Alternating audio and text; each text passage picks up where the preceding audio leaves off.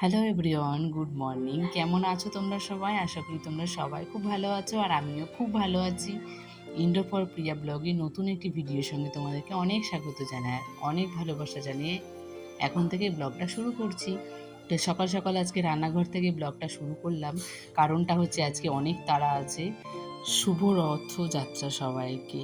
কারণ আমি ভিডিওটা দেব রথের একটা দিন পরে, যেহেতু আমি একদিন পর পর ব্লগ শেয়ার করি তাই।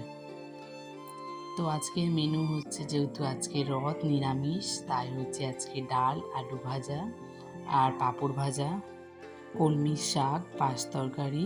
তো এই হচ্ছে আজকের মেনু। যেহেতু আমাদের জন্য পাঁচ তরকারি, ডাল আর শাকটা হলেই হয়ে যেত, কিন্তু মাম্মাম তো আলু ভাজা দিয়েই খাবে, ডাল দিয়ে আলু ভাজা দিয়ে। আর ভেবেছিলাম হয়তো পাঁপড় ভাজা দিয়ে খাবে, কিন্তু পাঁপড় ভাজাটা এমনিই খেয়েছে।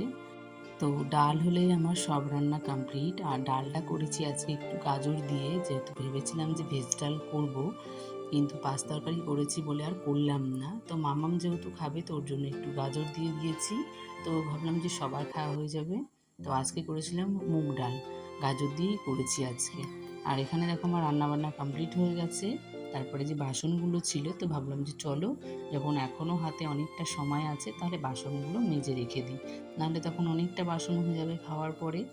আর দেখবা, রান্না করতে করতে যদি অল্প করে বাসনগুলো মাজা হয়ে যায়, একটা দুটো করে হলে, তাহলে কিন্তু রান্নার পরে অনেকগুলো বাসন জমে যায় না।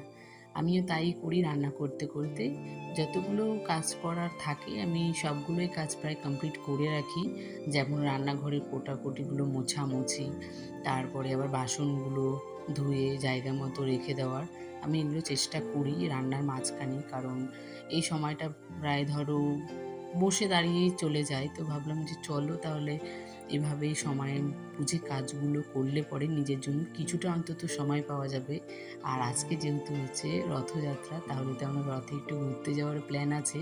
তো একটু কাজ করে নেওয়ার পরে যে একটু নিজেকে রেস্ট নিয়ে তারপরে ভাবলাম যে চলো একটু ঘুরতে যাব, কিন্তু যেন তো ঘুরতে যাওয়াই হয়নি। রান্নাঘরের কাজ কমপ্লিট করে এসে গেছি আবার ঘরে, যেহেতু ঘরের অনেকটা কাজ বাকি আছে। বলেছি না যে সকালবেলা যদি আমি বাসি কাজগুলো, মানে বিছানা তোলা থেকে ঘরটা একটু ডিপ ক্লিন না করে রাখি, তাহলে সেটা আমাকে রান্নার পরেই করতে হয়।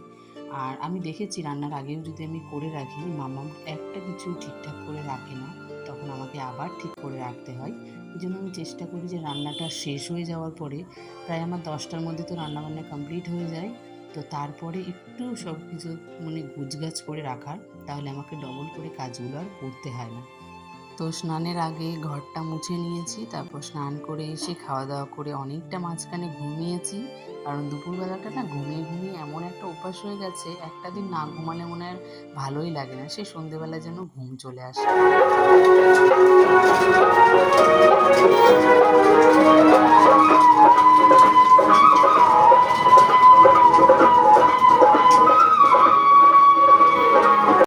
বাড়ির সামনে দিয়ে রথ দেখে নিলাম, তাই ভাবলাম যে এবারে আর রথটা দেখতে যাব না। প্রত্যেক বছরই দেখতে পাই, কিন্তু এবারে না শরীরটা সাথ দিচ্ছে না, এই জন্য আর ভালোও লাগলো না।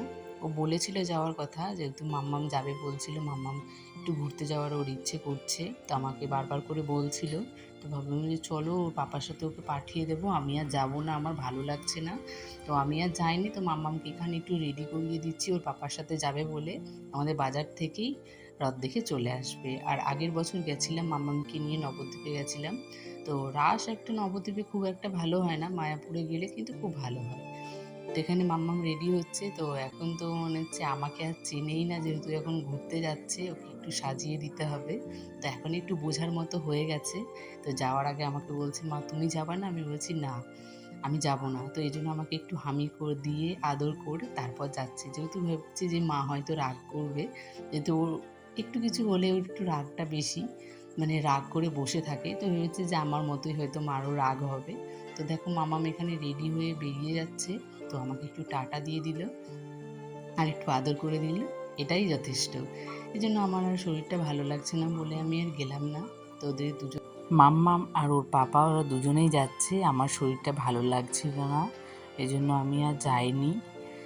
তো এখানে মাম্মা আমাকে টাটা দিচ্ছিল, ভেবেছে যে আমি যাব, তো মামা আমার সাথে যাবে ভেবেছে, এই জন্য ওর পাপাকে টাটা দিয়ে দিচ্ছে। তারপর আমি যখন বলেছি না আমি যাব না, তখন আবার টুক করে গাড়িতে উঠে বসে গেছে।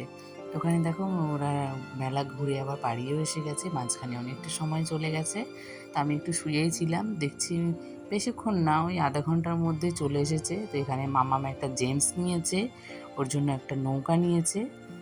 আর এগুলোকে কি বলে আমি জানি না, যে ওই যে জল মানে ওই একটা মনে শ্যাম্পুর জল থাকে সেটাকে দিয়ে ফোলে, আমি জানি না কি বলে। তো মাম্মাম এসে আবার একটু আমাকে আদর করে দিচ্ছে, যে আমি মাম্মাম ভেবেছে যে আমি রাগ করে বসে আছি, তো এসে আমাকে একটু হামি দিচ্ছিল, আদর করছিল। তো তারপরে এসেছে, দেখো সারা দিনটা নিরামিষ খেলাম। আর দেখো বাজারে গেছে, রথ দেখতে গেছে, নিয়ে এসেছে ঘুগনি আর ভেজিটেবিল চপ। তো সেটা আর কি করব, এনে যখন ভেজেছে তো ভাবলাম যে চলো ফ্রিজে রেখে দিই। তো বললো না, ফ্রিজে না, সবাই এখন খেয়েছে, তুমি এখন খেয়ে নাও। তো এখন বরের মন রাখতে আমাকেও খেতে হয়েছে, ও খেয়েছে। তো এখানে দেখো নৌকাটা ভেঙে দিয়েছে, একটা কি বললো লাইট জ্বলছে নাকি, তো সেটা জ্বলছে না।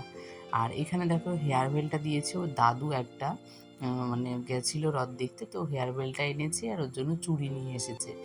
আর এখানে ওর ঠাম্মি নিয়ে এসেছে ওর জন্য খেলনা। তো আমি ভেবেছিলাম যে হয়তো যেটা রান্নাবাটির যে খেলনার সেটটা পাওয়া যায় তো সেটা এনেছে, তো এখানে না, দেখছি শুধু ওই চা, মানে ওই যে ট্রি সেটটা হয় সেটা। তো ছোট ছোট কাপ, থালাগুলো ভালোই লাগছিল। তো মাম্মাম সবাইকে এটাতে করে চা দিচ্ছিল, সবাই চা খাচ্ছিল। তো আজকের ভিডিওটা আমি এখানে এন্ড করছি, ভালো লাগলে প্লিজ একটা লাইক করো, কমেন্ট করো, আর আমার চ্যানেলে নতুন হয়ে থাকে চ্যানেলটিকে সাবস্ক্রাইব করে দিও।